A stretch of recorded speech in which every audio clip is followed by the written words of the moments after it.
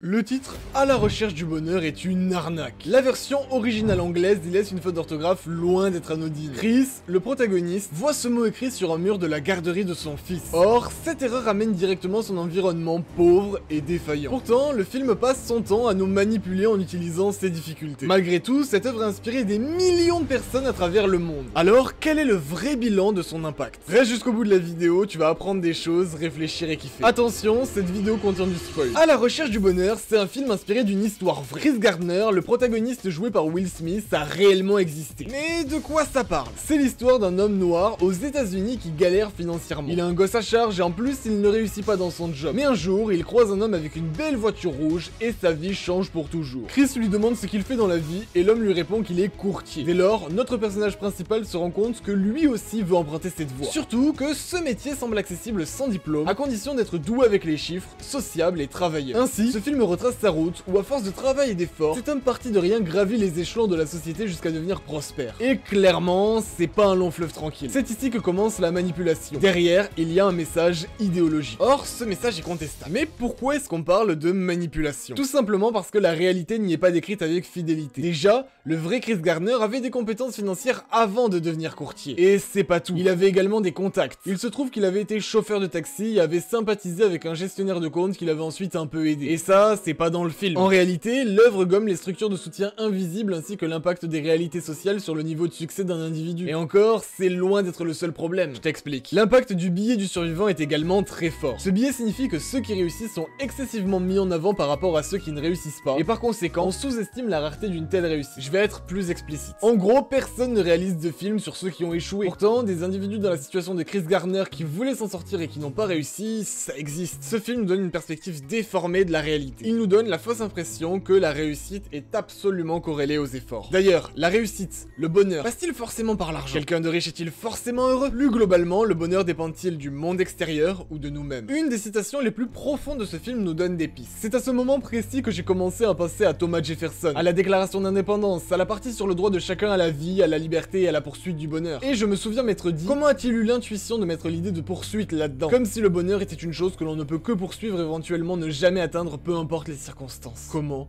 a-t-il su? Par conséquent, si quelqu'un peut être privé du bonheur, alors Jefferson considère que le bonheur est externe à nous-mêmes. Rien ne précise que ces facteurs doivent être l'argent ou la richesse, mais la culture américaine, la fameuse recherche du bonheur dans ce film nous le montre à merveille. Et nous sommes donc amenés face à une question plus fondamentale. Peut-on tout acheter? Cette interrogation se pose aussi bien pour le matériel que pour le spirituel. Vous le savez, la réponse n'est pas simple. En tout cas, ce film place, lui, l'argent au centre de l'existence. Ici, il devient une fin en soi, la réponse à tous les problèmes et la source du bonheur. Cette œuvre incarne un mode de vie, celui de l'American Way of Life, celui d'une société reposant sur la consommation, celui du capitalisme exacerbé. Les États-Unis sont connus pour leur soft power, c'est-à-dire leur capacité à répandre leur influence par la culture sans recourir aux armes. Or, ce film y contribue à travers une glorification de leur système. Il est l'étendard d'un message. En Amérique, tout le monde peut s'en sortir à condition de le vouloir assez fort. La finance est présentée comme le job de rêve, permettant d'acquérir cette prospérité, cette richesse, ce statut social tant convoité. Le bonheur passe à travers la réussite personnelle, et certains autres aspects de la vie sont sacrifiés. L'argent passe avant la santé, l'épuisement est une marque de succès, le travail est le centre de la vie de l'individu. Ces points nous ramènent au mouvement récent de la hustle culture. Dans les médias, celle-ci est décrite comme consistant à normaliser un dévouement total à une sphère de sa vie au détriment des autres, avec la précision que la sphère professionnelle est bien souvent privilégiée. Et même si elle a toujours existé, l'apparition récente de ce terme dans les médias nous montre qu'elle a gagné en puissance. Les réseaux sociaux l'expliquent peut-être en partie. Sur ceci, les points de vue extrêmes sont souvent mis en avant par l'algorithme, provoquant des réactions chez les partisans comme chez les opposants. Et par conséquent, la hustle culture y trouve une racine idéale. Ce sont les fameux Alex Hitchens et compagnie, ceux qui expliquent qu'il faut travailler 16 heures par jour si l'on veut posséder la moindre chance de réussite. Et ce message ne tombe pas dans l'oreille d'un sourd. Encore une fois, on le constate avec les réseaux sociaux. Des enfants de 12 ans postent sur TikTok leur parcours pour atteindre les 10K mensuels à grands coups de douche froide et des sessions de deep work. Certains se spécialisent dans des modèles commerciaux sources de polémiques, comme l'achat-revente par exemple. Et les mentalités individuelles, à long terme, influencent la direction que prennent les sociétés. Ce film rend l'accumulation des richesses légitime. Si ceux qui ont réussi ont réalisé tant d'efforts, il est normal qu'ils puissent profiter des fruits de leur travail. Je ne prétends pas que ce message message soit vrai ou faux. J'essaye juste de mettre en avant l'ensemble des éléments qui permettent de comprendre l'entièreté du message porté par À la recherche du bonheur. Parce que malgré tout ce que nous avons dit jusqu'à présent, ce film a apporté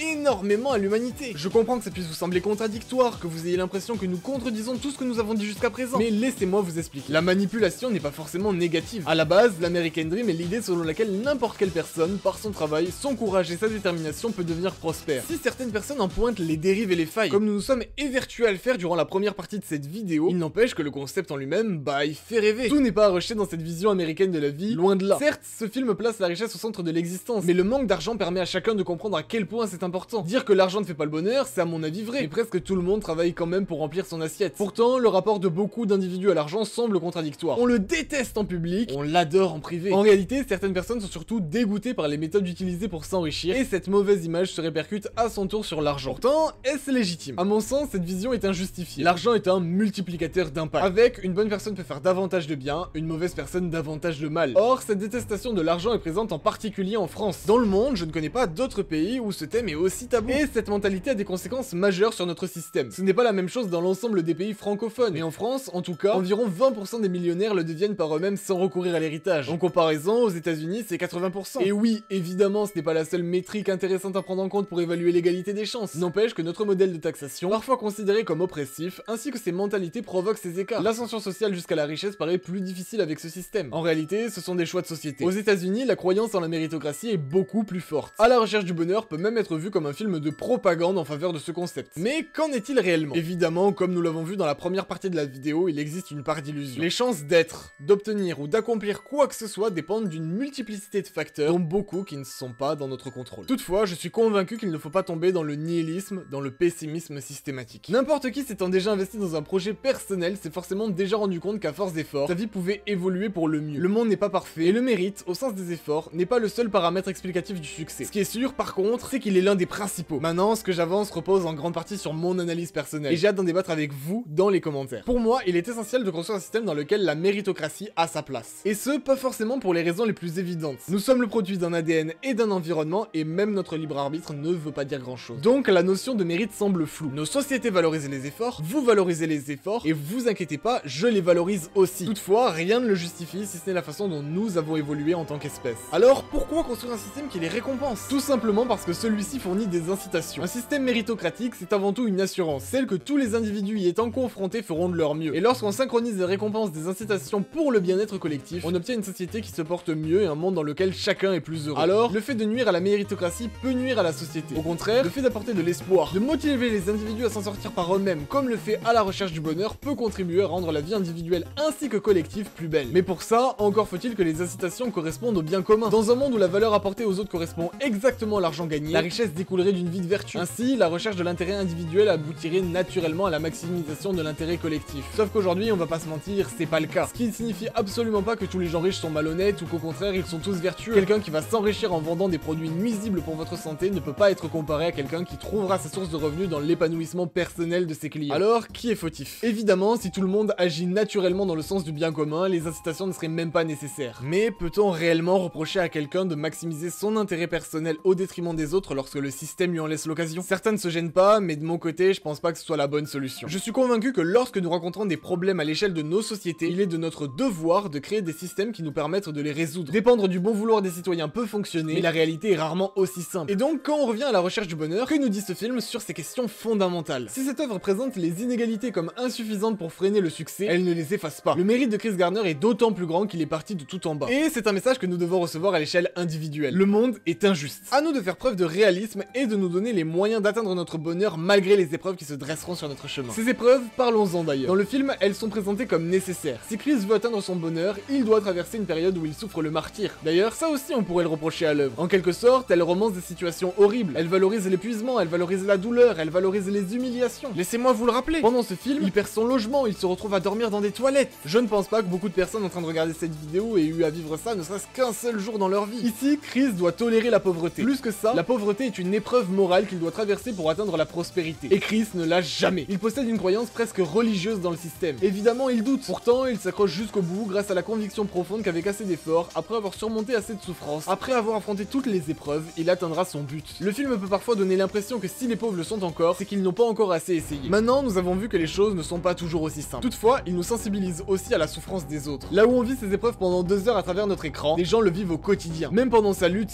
même alors qu'il se bat déjà de toutes ses forces, Chris continue de souffrir dans une situation horrible. Ainsi, cette œuvre a aussi pour effet de réhumaniser les personnes qui souffrent et qui trop souvent se trouvent loin de nos regards. Par conséquent, elle développe notre humanité ainsi que notre empathie. Et encore, des gens subissent la guerre. On comprend donc facilement pourquoi ce film a ému autant de personnes. Quand Chris réussit, il se trouve au bord des larmes. Il s'était accoutumé à la traversée du désert jusqu'à ce que l'espoir de cette victoire reste la seule chose à laquelle il pouvait encore s'accrocher. À cet instant, on se souvient de tout ce qu'il a traversé. On se souvient de toutes les fois où il s'est fait recaler pendant qu'il vendait ses machines médicales. Toutes ces galères ont semblé l'avoir testé. Et le contraste avec l'humour parfois utilisé durant le film ne rend ces moments que plus frappants. Dans une des scènes les plus marquantes de l'œuvre, il se trouve dans un entretien d'embauche sans avoir pu mettre de chemise et le recruteur lui demande: dites-moi ce que vous diriez si un homme se présentait sans chemise en entretien et que je l'engage. À ce moment-là, Chris répond: je dirais qu'il doit avoir un sacré chouette pantalon. Quand on connaît la vérité de pourquoi il ne porte pas de chemise, cette réponse nous transperce le cœur autant qu'elle nous fait rire. Ce film est de toute façon construit pour nous émouvoir. Ce n'est pas pour rien que Chris possède un fils auquel il cherche également à offrir une vie plus confortable. Et ce n'est pas tout. En beaucoup de points, À la recherche du bonheur suit le modèle du cycle du héros. Si ça ne vous parle pas, sachez uniquement que c'est un procédé scénaristique extrêmement utilisé, suivi par Harry Potter par exemple, et qui sert à maximiser l'attachement et l'émotion qu'on ressent envers un protagoniste. Mais alors, pourquoi réaliser tant d'émotions pour manipuler nos sentiments? Pour qu'avec Chris, on se rende compte que tout est possible par l'effort personnel, que nous devons prendre nos responsabilités et aller réaliser nos rêves à la force de notre volonté. Ma citation préférée du film le met parfaitement en avant. Ce dialogue a lieu pendant que Chris joue au basket avec son fils. À ce moment-là, son enfant lui explique qu'il veut devenir joueur de basket, mais son père, loin d'être malveillant, tente de le ramener à la réalité face à la complexité de ce rêve. Sauf que Chris, plein de remises en question, ne tarde pas à comprendre son erreur. Suite à quoi il dit: si tu as un rêve, tu dois le protéger. Tu verras que les gens incapables d'y arriver feront tout pour te décourager. Si tu veux vraiment quelque chose, t'as qu'à te battre, point barre. Avec cette phrase, il s'adresse à son fils, mais je pense que je ne vous apprends rien en vous disant qu'il s'adresse également à nous. Il nous demande de nous battre pour nos rêves. Et il va peut-être même plus loin que ça. Il nous rappelle que personne n'a le droit de juger nos rêves. Même s'il commençait à être défaitiste, il demande à son fils de ne laisser personne le décourager, pas même lui-même, parce que réaliser son rêve, souvent, demande du courage. Le courage de se battre seul contre le courant qui nous entraîne dans une direction où nous ne désirons pas aller. Le courage de s'opposer à un chemin tracé par défaut. Le courage de lutter. Avant tout, la réussite est personnelle. Alors ouais, ce film n'est probablement pas parfait, ne représente pas la réalité avec exactitude, c'est une évidence. Néanmoins, ce n'est pas ce qu'on demande à l'art. En tout cas, c'est pas ce que je lui demande. Quand je regarde un film, une série, un animé ou que je lis un livre, ce que je veux, c'est des messages forts qui me prennent aux tripes. Et par conséquent, ce film remplit sa mission à merveille. C'est d'ailleurs pour cette raison que j'ai observé peu de critiques dessus, je suppose. Parce que la grande majorité des gens l'ayant regardé ont pris des claques d'espoir. Avec plus ou moins de conscientisation, il nous a rappelé que nous vivons dans un monde aux limites inconnues. Et donc certes, j'ai voulu apporter un avis complet et donc nuancé sur À la recherche du bonheur. Mais je préférerais toujours un film comme celui-ci, un film qui incite à ne rien faire. Rien que d'écrire cette vidéo à propos de lui, je suis boosté. Ça me donne envie de travailler sur cette chaîne YouTube, de me dire que si je fais preuve d'assez de courage, que si je fournis assez d'efforts, que si je cherche assez à progresser, les efforts finiront par être récompensés. Et ce, tant que je n'abandonne pas. Malgré tout, j'ai conscience que les doutes sont nécessaires au processus, que parfois, même la souffrance est nécessaire. Mais quand on compare à ce qu'a vécu Chris Gardner, tout paraît simple. Peu importe qui croit en moi, peu importe que mes proches croient en moi. Quoi qu'il arrive, j'y arriverai. Mon rêve de vivre de mes livres n'est pas impossible et je le prouverai. Et pour ça, je vais dans un premier temps vous montrer ce que je sais faire à travers ces vidéos. Néanmoins, je ne désire pas être culpabilisant pour qui que ce soit pour autant. Ne pas réussir n'est pas grave. Ne pas réussir ne doit pas entraîner de culpabilité. Par contre, certaines choses sont graves. Ce qui est grave, ce sont les regrets. C'est le fait de toute sa vie se demander et si au lieu de vivre. Et si j'ai aidé ne serait-ce qu'une seule personne à travers cette vidéo à passer à l'action, à détruire ses futurs regrets avant qu'ils ne vous dévorent, alors j'en suis sincèrement heureux. Maintenant, le titre de ce film reste À la recherche du bonheur. Et si vous voulez mon avis, ça paraît assez cliché, mais le bonheur vous devez avant tout le trouver en vous-même. C'est plus simple qu'il n'y paraît. Soyez stoïcien. Détachez-vous des résultats et concentrez-vous sur les efforts. Alors, je sais que c'est pas facile. Je vous conseille pas d'être un moine. Il est extrêmement probable que vous n'arriviez jamais à dissocier votre bonheur complètement du monde extérieur. Après un licenciement, une rupture, un deuil, personne ne devrait vous reprocher d'être effondré. La question qui se pose, c'est à quel degré acceptez-vous que votre monde extérieur gouverne votre vie? Voulez-vous que votre bonheur dépende des autres ou de vous-même? Et je sais bien que c'est pas facile quand on galère. Je sais que c'est difficile, en particulier quand on est SDF, que toute sa vie semble être un enfer. On a l'impression que tous les autres possèdent davantage de chance que soi. Pourtant, je vous le recommande quand même. Tout simplement parce que je pense que c'est en limitant les regrets, en se concentrant sur ce qu'on peut contrôler qu'on poursuit le mieux le bonheur. Et peu importe la manière dont vous appliquerez ou non ces conseils, j'espère sincèrement que vous le trouverez. Merci d'avoir regardé la vidéo, likez, abonnez-vous parce que je vais vous lâcher des bangers comme ça toutes les semaines et ce serait dommage de les manquer. Je compte sur vous, ciao.